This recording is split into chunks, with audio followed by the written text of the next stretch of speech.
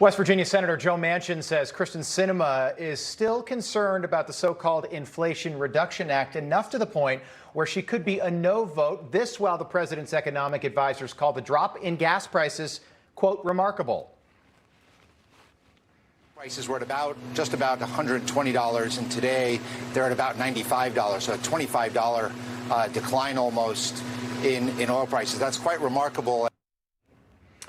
Plus, Taiwan still on high alert. China begins their largest military drills yet, right off the coast, firing a precision missile strike at the island just a day after Speaker Nancy Pelosi's trip, and what could be the first step in a larger escalation. Yeah, we're keeping a close eye on that. Plus, some tragic news out of Capitol Hill late yesterday. Longtime Republican Indiana Congresswoman Jackie Walorski and two of her aides died in a car crash yesterday in her district. Walorski has represented the second congressional district in Indiana since 2013 when she flipped a blue seat red. She was very popular on Capitol Hill. We'll have a lot more on her legacy with two of her colleagues coming up this morning right here on Wake Up America. Let's stay in Washington now, where White House Press Secretary Karine Jean-Pierre was asked if President Biden was upset by OPEC's recent announcement that they're going to slow down the pace of oil production, meaning gas prices will likely stay well above $4 for the foreseeable future. In today's Pierre Pivot. Does he feel like the increase was an insult? Look, and I said this earlier, and I'll say this again. The fact of the matter is that oil and gas prices are coming down. They're coming down, and they have been coming down since the president announced his trip. The moment he announced his trip, we saw gas prices and oil prices coming down. And so that is also important to note. Okay, so just so we're all on the same page, the highest gas prices that we've ever had for a national average, and I've said this before, in this country came in 2008. We had that massive financial crisis just before the election. October 2008, Lehman Brothers folded. It was terrible. Gas prices hit $4.11 a gallon. Today, even after gas prices have now fallen for 50 straight days, which is great news, but today the national average is still higher than that. It is $4.13 a gallon. So I don't know what they're celebrating. Gas prices nationwide are still way higher than they ever should have been. Joining us now for more, attorney and Republican strategist Aaron Elmore and Project 21 National Advisory Board member Christopher Arps. Aaron, why are they celebrating? They created this problem, they created this crisis, and now they're taking victory laps. The American people no longer believes this administration. It's completely laughable. When we go to the gas station, we see how much more expensive it was, or it is now, than it was a few years ago. We go to the grocery store and see how prices have absolutely skyrocketed. We can't find very essential items. Honestly, no one believes them anymore. They just lie to us constantly. By the way, to pivot a little bit, the Biden administration is rebuilding the border wall, and Karine Jean-Pierre lied about that too. So nothing that she says is honest anymore, and people do feel the pain at the pump. Inflation is real. They start defining words differently to try to talk their way out of a problem, and no one believes them anymore. And that's why I think we're going to have a massive red wave in November. Something needs to change other than changing the definition of inflation or recession. Yeah, Chris, I think it's interesting because the messaging, they're really trying to control this narrative and trying to say, look, things are good, but they're not, as Aaron said. And even, you watch some of the mainstream media before they would defend the administration, but the reality is the numbers are there. We are paying more at the grocery store when we go out to eat. We're paying more our bills, and yet they're failing to address any of those concerns. And like Aaron said, American people know, and we've got midterms coming up. Yeah, Americans also know that the reason the gas prices are down is because demand is down. Americans just can't afford these high gas prices, and they're not traveling as much around the country. Also, too, because this administration has so many bad things going wrong with them right now, with the border, with inflation, with gas, with the war over in Ukraine, that they are searching and scrounging for any bit of good news that they can claim that they are responsible for. And they're showing it with this dramatic drop in the gas prices. Rob, as you said, over the last 50 days have dropped. They had nothing to do with it, but they need to claim some type of good news going into these midterm elections. Yeah, some weird news today. Joe Biden's still in quarantine. Today will be day number 15 of that. We'll see if he tests positive for COVID again, which would mean he'd stay in quarantine again. Day number 15 now of this thing, guys. This just goes on and on. We've got this Inflation Reduction Act that, according to a Wharton Business School at the University of Pennsylvania study that they always use, by the way, this will increase inflation and increase taxes for the majority of Americans.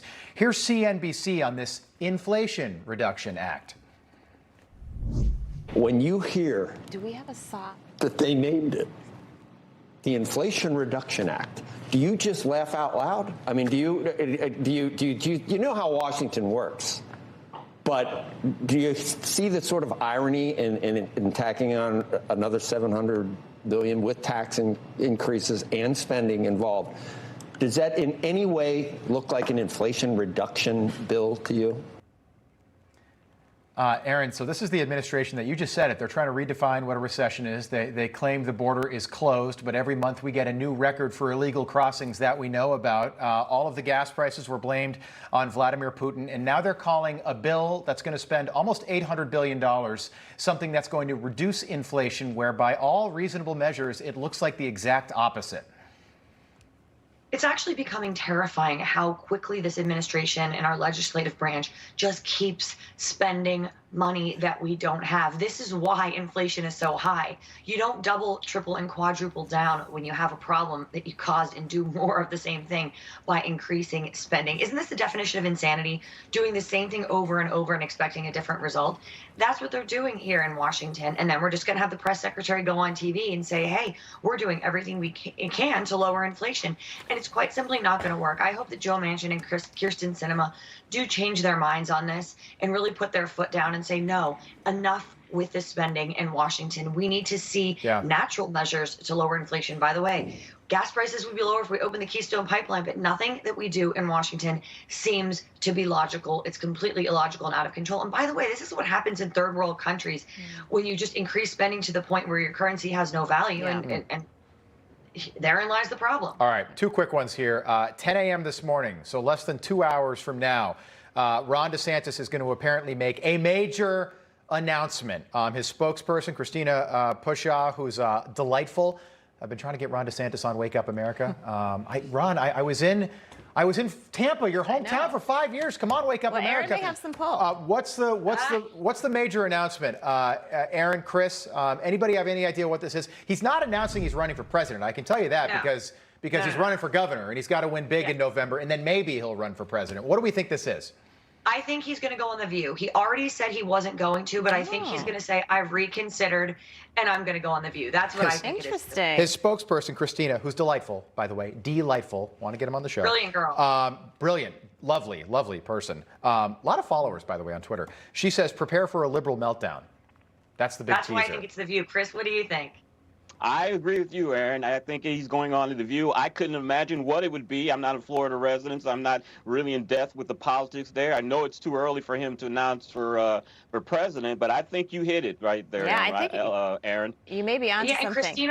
And Christina followed up in a reply to someone's tweet that it wasn't about politics. I'm not quoting her directly, but Intel. By the way, thanks, Aaron. I'm not quoting her directly. Spoiler alert, they're going to change the name of The View to The Single View, the only view, because it's not multiple views. Right. Aaron and Chris, I do want to get to this. I'm not sure if you remember Alex Jones. So he was a conspiracy theorist who said that the shooting at Sandy Hook didn't happen. Take a listen. There was a defamation testimony yesterday. Take a listen to this.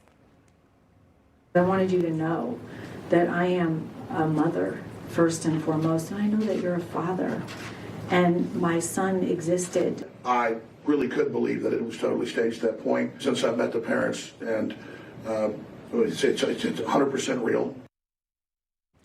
Chris, you know, that woman who testified, her name is Scarlett Lewis. She lost her son, Jesse Lewis. He was 6 years old. He was in first grade. I've interviewed her. This woman is amazing. She's an educator. She created this foundation to honor people and to be hopeful. I can't even imagine being a parent going through that and then having somebody say this didn't happen. Chris, your reaction to him finally saying, well, yeah, it did happen. Yeah, I don't believe that Alex Jones is suffering from any regret at all. I think what we saw was a man who's facing millions of dollars in potential liabilities, and he's trying to lessen his liabilities by saying that. Yeah. Yeah, absolutely. Aaron, quick thought?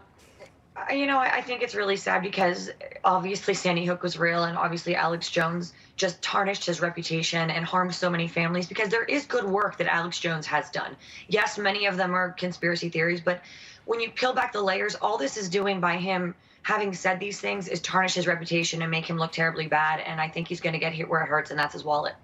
Very good points. Yeah, he's looking at that $150 million there. So that plays a role in this whole thing. But he finally admitted that, yes, it did happen. That's definitely a good thing. Aaron, Chris, we'll keep an eye on Ron DeSantis. Again, hour and 50 minutes from now, we'll know if he's running for president. I'm just kidding. Christina, by the way, great person. Great. Let's get him on.